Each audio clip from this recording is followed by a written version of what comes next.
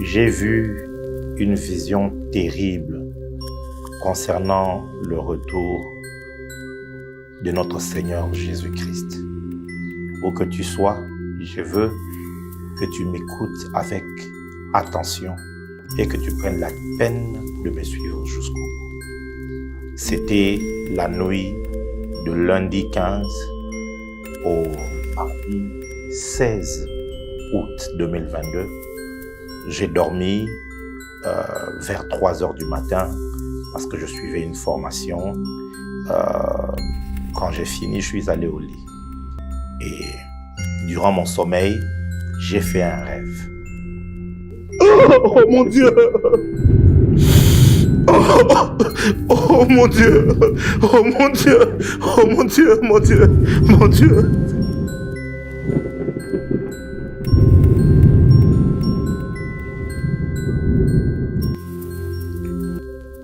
Dans ces rêves, j'étais quelque part avec des bien-aimés et quelqu'un que je ne voyais pas est venu et m'a dit « Viens, j'ai des choses à te montrer ». Et j'ai suivi donc la personne, je me suis mis comme dans une vitrine et je regardais maintenant les choses qui s'est passées à l'extérieur. Et tout d'un coup, j'ai entendu comme un tonnerre.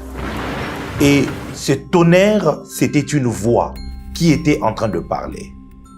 La voix parlait comme si elle me parlait à mon oreille, mais simultanément, toutes les personnes qui étaient censées écouter la voix étaient en train de l'écouter de la même manière que moi qui étais en train aussi d'écouter.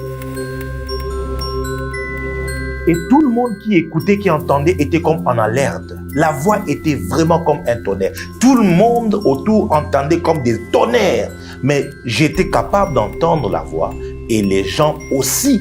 Certaines personnes étaient aussi en mesure d'entendre cette voix. Et voici ce qu'elle disait. Vous pensiez que c'était de la blague. Vous pensiez que c'était des fables. Vous pensiez que c'était des histoires. Mais voilà, je viens prendre mes élus. Mais voilà, je viens prendre mon église. Et plus la voix parlait, je voyais le ciel s'ouvrir et une personne s'approcher. Une personne s'approchait comme venant dans les airs. Et la personne était habillée tout en blanc. Je ne voyais pas le visage, mais la personne s'approchait et elle disait « Je viens prendre mon église ». Vous pensiez que c'était des fables. Je viens maintenant prendre mon église. Et pendant qu'il parlait de la sorte, j'ai regardé comme de l'extérieur. Tout celui qui écoutait cette voix a commencé à disparaître. Il s'évaporait. Bien aimé, c'était horrible à voir. J'ai commencé à crier, mais la personne m'a dit, maîtrise-toi et regarde. J'ai vu comme si on faisait comme ceci. Mais c'est comme si on mettait comme une ralentie pour que je regarde. Et les gens s'évaporaient. En un instant, tout celui qui avait entendu cette voix-là avait disparu. Et moi, qui était dans cette vitrine, j'étais sur le point de disparaître aussi. Mais la personne qui était à côté de moi m'a saisi. Il m'a dit, toi, attends jusqu'au bout. Et, oh mon Dieu, pendant que je regardais la chose qui s'est passée comme à l'extérieur, la personne qui venait est arrivée. Il s'est approché jusque vers là où j'étais. Et il m'a dit, lorsque vous entendrez que je suis proche, sachez que je ne serai plus là. Lorsqu'on vous dira que je suis là, sachez que je ne serai plus là. Je n'avais pas compris. Et j'ai regardé à l'extérieur de moi. J'ai vu des catastrophes. Comme si, en un instant, tout s'écroulait. La terre était devenue noire. Il y avait de la fumée, du feu partout. Les gens criaient. C'était horrible à voir. C'était horrible au point que je commençais à trembler. Bien aimé, jusque-là, c'était vraiment un rêve pour moi. Mais dans le rêve, c'était tellement intense. Et là, je n'arrivais plus à tenir. Et tellement que je tremblais, le monsieur qui me tenait la main, il m'a lâché. Je me suis aussi évaporé. Je me suis évaporé et nous nous sommes retrouvés d'un coup dans un monde, un autre monde. Et c'était un lieu un peu comme paradisiaque, mais c'était comme une mer, mais c'était comme de l'eau. Je ne sais pas comment expliquer cela, mais c'était d'une beauté, c'était d'une clarté. Il y avait une sérénité et nous étions tous comme en rang. On nous a tous remis des habits blancs. Mais je regardais autant qu'il y avait beaucoup de monde. C'était innombrable, une grande foule. Mais autant dans le discernement, je pouvais discerner que ceux de ma génération, nous n'étions pas beaucoup. Nous n'étions pas nombreux. Je pouvais discerner que la foule que je voyais, il y avait les saints qui ont vécu au XXe siècle. Il y avait les saints qui ont vécu au XIXe siècle, au XVIIIe siècle, au XVe, au Xe siècle, au IIe, au Ve siècle. Il y avait une foule innombrable. Mais je regardais. Où sont ceux de ma génération? On n'était que très peu. On était alors très peu. Et j'ai posé la question à la personne qui était à mes côtés. J'ai dit, où sont ceux de ma génération? Où sont ceux qui ont vécu dans mon époque? Il m'a dit, beaucoup d'entre eux n'ont pas été marqués par les sceaux de Dieu. Beaucoup n'ont pas été marqués par les sceaux de Dieu. Seigneur, donne-moi la force. Beaucoup n'ont pas été marqués par les sceaux de Dieu. Et il a dit, il faut recevoir le sceau de Dieu afin d'être ici. Et beaucoup d'entre vous n'avaient pas reçu le sceau de Dieu. Et on nous a conduits jusque dans un bureau. Il y avait un bureau et nous étions comme en file indienne. Il y avait une personne qui était à l'intérieur et qui recevait chacun à son tour et il lui remettait comme une somme d'argent. C'était pas de l'argent. J'ai dit comme parce que c'était comme si lorsqu'il te remettait cela, tu pouvais subsister avec dans ce monde-là. Et j'ai levé mes yeux et j'ai regardé. J'ai vu comme au loin alors, j'ai vu une cité, bien-aimée. J'ai vu une cité qui était construite mais comme avec des pierres précieuses. Une cité qui brillait. Bien-aimé, il n'y a pas une cité de science-fiction qui a pu ressembler ou même rapprocher un tout petit peu à la beauté, à la splendeur de cette cité que j'avais vue. Je l'ai vue de loin et quand j'ai regardé la cité, j'ai baissé mes yeux et j'ai remarqué que sur mon sol, il y avait comme sur la terre qui était là, il y avait comme des diamants. Il y avait de l'émeraude, il y avait comme certaines pierres précieuses et tout. Il y avait de l'or qui était là. Alors je ne comprenais pas. Je pose la question à la personne. Je dis, mais pourquoi est-ce que ici nous trouvons presque sur le sol les pierres précieuses? Et la personne me dit, mais c'est parce que en fait quand une personne quitte de l'autre côté et tout, il traîne avec lui de l'or et des pierres précieuses parce que cette cité, voilà, il dit c'est la cité pavée d'or. Cette cité-là, c'est la cité qui est pavée d'or. Elle est construite avec des pierres précieuses. Et quand une personne quitte là-bas pour pouvoir venir dans ce bureau et tout, il traîne des pierres précieuses. Et j'ai ramassé, c'était comme une pierre d'émeraude. Mais c'était émeraude, c'était tout bleu. Ça scintillait, c'était beau à voir. Et j'ai regardé dans le bureau et j'ai demandé, qu'est-ce qu'ils font alors dans le bureau? Il dit, ils reçoivent de quoi subsister dans la cité. Lorsque ce monsieur qui était là, vous remettez votre, c'est pas moi, c'est de l'argent ou quoi, directement vous êtes transporté dans la cité. Et par ce que vous recevriez, je comprends un peu mieux ce que la Bible parle des couronnes. Par ce que vous recevriez, ça vous donnait directement un positionnement. Le lieu où vous allez habiter, là où vous devez être, dans quel coin de la cité vous devez être. Et je vais poser la question à ce monsieur que je ne voyais pas, qui était à côté de moi. Je lui dis, c'est qui alors ce monsieur-là qui donne aux gens de quoi subsister dans la cité? Il me dit, c'est le roi de rois. Oh, J'ai dit, c'est le roi des rois. Et quand il m'a dit ça, je me suis directement retrouvé devant cette personnalité. Et je lui ai posé la question, tu es roi depuis quand? Et il m'a répondu, depuis l'éternité. Quand il m'a dit depuis l'éternité, je me suis directement réveillé. J'ai regardé un film de fiction pour me retrouver à voir une telle chose? Non. Est-ce que j'ai regardé la télé pendant la nuit? J'ai dit non. Est-ce que j'ai suivi un message eschatologique? Non. J'ai fait une formation sur l'administration et toutes ces choses-là. Mais donc, comment est-ce que j'en suis arrivé là? Et dans mon cœur, je dirais, Seigneur, si c'est vraiment un songe qui est venu de toi, donne-moi un signe. À peine je disais, donne-moi un signe, je me suis encore retrouvé. Cette fois-là, mon corps ne dormait plus. Je me suis vraiment retrouvé dans ce monde-là. Et la voix a commencé à me parler. Ce n'est pas des histoires, ce n'est pas de la blague. Va dire à ceux de ta génération que Jésus est en train de revenir. Ils sont distraits. Les églises sont distraites. Les pasteurs sont distraits.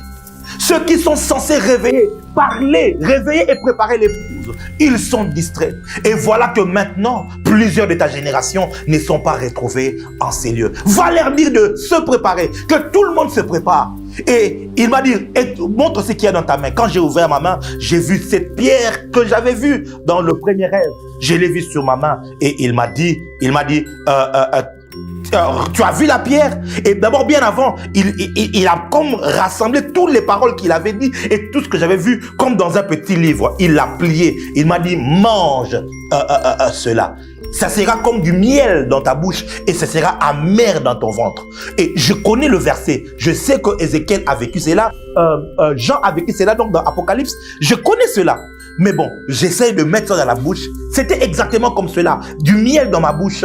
Mais quand c'est descendu, c'était comme de l'amertume. C'était amer à l'intérieur de moi. Et après, il me montre donc l'émeraude que j'avais vue. Il me dit, prends cela. Et c'est entré comme dans mon corps, ça a disparu dans mon corps. Et puis, je me suis encore réveillé. Quand je me suis réveillé, c'est alors que j'ai commencé à prendre conscience que c'était réellement une révélation du Seigneur. J'ai essayé de parler en langue. À peine je disais seulement les premiers mots en langue comme ça, je me suis encore retrouvé dans cette vision. Mes frères et sœurs, une expérience terrible. Je me suis retrouvé là-bas et la voix disait, ce n'est pas de la blague. Jésus-Christ est en train de revenir. Jésus-Christ est en train de revenir. Va, dis-le à l'église, préviens tout le monde, car c'est imminent, c'est imminent, c'est imminent, c'est imminent. Mes frères et sœurs, j'ai ouvert mes yeux. Jusque-là, je savais que je venais de voir une vision, de faire un songe. Je me suis réveillé, je me suis levé de mon lit. J'ai cherché mon épouse qui était avec l'enfant dans la chambre de l'enfant. Je l'ai regardé et je lui ai dit, chérie, Jésus revient bientôt. Oh mon Dieu!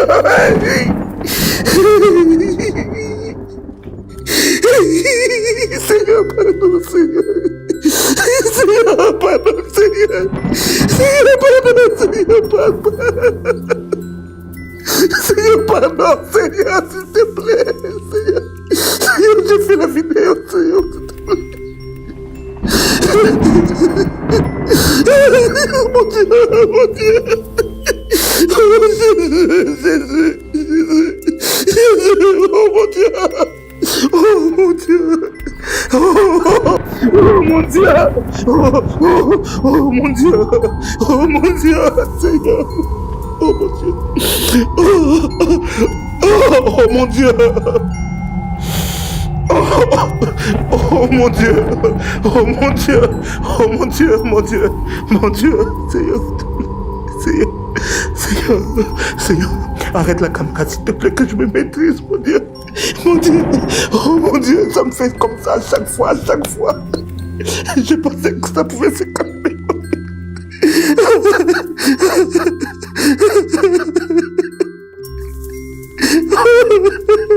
Pourquoi moi, Seigneur? Pourquoi moi? Seigneur. Oh mon Dieu.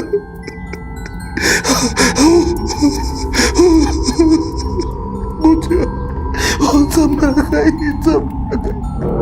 oh Zambelagai, oh Zambelagai, oh Papa, Oh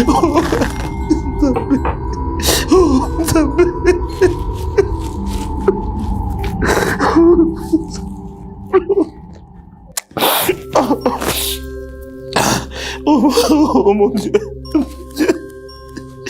Oh mon Dieu. Jésus.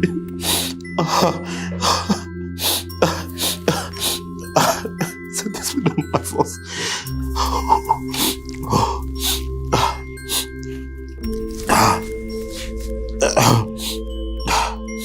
Matthieu chapitre 24, verset 44. C'est pourquoi vous aussi soyez prêts. En effet, le Fils de l'homme viendra, mais vous ne savez pas à quel moment. Vous ne savez pas à quel moment. Je ne sais pas pourquoi ça me fait ça. Ça fait maintenant 5 ou 6 fois qu'à chaque fois que j'essaie d'en parler, ça me fait ça. Église, écoutez-moi s'il vous plaît. Écoutez-moi. Enfant de Dieu, écoute-moi s'il te plaît. La religion a menti plusieurs personnes en les faisant croire que le fait d'aller à l'église est une garantie pour être enlevé. La religion a fait croire aux gens que le fait de donner la dîme à l'église, de faire des offrandes, des aumônes, de chanter à l'église, d'être protocole ou intercesseur est une garantie pour être enlevé. La religion a fait croire à plusieurs, oh Seigneur, mon Dieu, que être pasteur, prophète, évangéliste, apôtre ou docteur était la garantie d'être enlevé. Le Seigneur a réveillé mon esprit sur une réalité et il m'a demandé de vous parler. Il y aura 3 groupes de personnes qui vont pouvoir connaître les saluts. Le premier groupe de personnes, c'est dans 1 Thessaloniciens chapitre 4. La Bible dit les morts en Christ ressusciteront en premier. Et deuxièmement, c'est ceux qui seront vivants et qui seront prêts. C'est eux qui seront enlevés. C'est pas tout celui qui fréquente l'église qui sera enlevé. C'est pas parce que tu chantes à l'église que tu seras enlevé. Ce n'est pas parce que tu connais quelques versets de la Bible que tu seras enlevé. Éphésiens chapitre 5. Oh mon Dieu, aide ton église. Aide ton église. Oh. Éphésiens chapitre 5, verset 25, la Bible dit, Marie, aimez vos femmes comme Christ a aimé l'église. Il a donné sa vie pour elle afin qu'elle soit sainte. Il l'a rendue pure par l'eau et par la parole. Il a voulu que l'église se présente devant lui pleine de gloire, sans tache, sans ride, sans aucun défaut. Il a voulu qu'elle soit sainte et sans reproche. Voici la révélation de ceux qui seront vivants et qui connaîtront l'enlèvement. Ce seront des personnes qui vont avoir une ressemblance totale à Jésus. Des disciples qui garderont la parole. La voix me disait, gardez la parole. Seuls ceux qui gardent la parole du Seigneur, seuls ceux qui laisseront la parole de Jésus-Christ transformer leur vie, transformer leur cœur. C'est eux qui connaîtront cet enlèvement-là. C'est eux et beaucoup parmi nous. Nous sommes tellement distraits. Distraits par nos désirs, distraits par nos besoins. L'église aujourd'hui est devenue comme un marché où tout le monde vient acheter quelque chose. Les pasteurs, nous sommes devenus comme des commerçants où nous ne vendons que des miracles. Nous vendons le travail. Où maintenant les gens viennent pour le mariage. Ils viennent que pour ces choses, les miracles. Choses qui ne sont pas mauvaises. Mais Jésus a dit, cherchez premièrement le royaume et la justice de Dieu. Cherchez premièrement. Préparons l'église. Pasteur, je t'en supplie. Préparons l'église. Préparons l'épouse afin qu'elle paraisse devant Jésus en lui ressemblant, en étant sans tache ni ride. Sinon alors, Jésus m'a dit, ceux qui ne mourront pas avec l'espérance du salut, avec l'espérance de l'enlèvement, ils ne seront pas ressuscités aussi. Seuls ceux qui meurent avec l'espérance de la gloire, avec l'espérance de l'avènement du Seigneur, ils se préparaient tous les jours et la mort les a trouvés. Alors eux, ils vont être ressuscités. Et ceux qui seront vivants, qui seront en train de garder la parole, de se préparer, ils seront enlevés. Mais il y a une troisième catégorie. Une troisième catégorie. Vous allez trouver cela dans Apocalypse chapitre 20. La troisième catégorie, ce sont des personnes qui, eux aussi, seront sauvés, mais comme par le feu. Parce que eux, ils vont rater l'enlèvement et ils vont passer par la tribulation. Et par la tribulation, plusieurs chrétiens vont se réveiller et ils vont dire, oh mon Dieu, c'était vrai. Oh mon Dieu, c'était vrai. Oh oui, c'était vrai, c'était vrai, c'était vrai. Alors, ils vont commencer à prier. Le Seigneur Jésus m'a dit, n'attendez pas cela, parce que cela, vous devriez alors faire face à la bête. Refusez de prendre la marque de la bête. Refusez d'adorer la bête.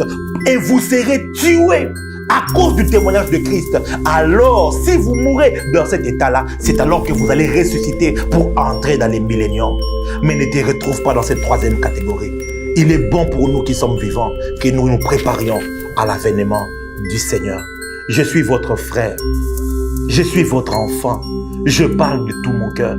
J'ai tenu à faire cette vidéo pour que je n'aie plus à le refaire tellement que ça me touche à chaque fois. Si tu écoutes ce message, n'endurcis pas ton cœur. Répands-toi de tes péchés. Reviens à Jésus. Si tu n'as jamais reçu Jésus comme Seigneur et Sauveur, c'est le temps pour toi de croire et de commencer à le suivre. Ne place pas ta foi sur une église. Ne place pas ta foi sur un pasteur. Place ta foi d'abord en Jésus. Et avale ses paroles. Vis de ses paroles. Ces paroles te garderont. Ces paroles te donneront la vie. Et ces paroles vont te ressusciter. Que Dieu vous bénisse.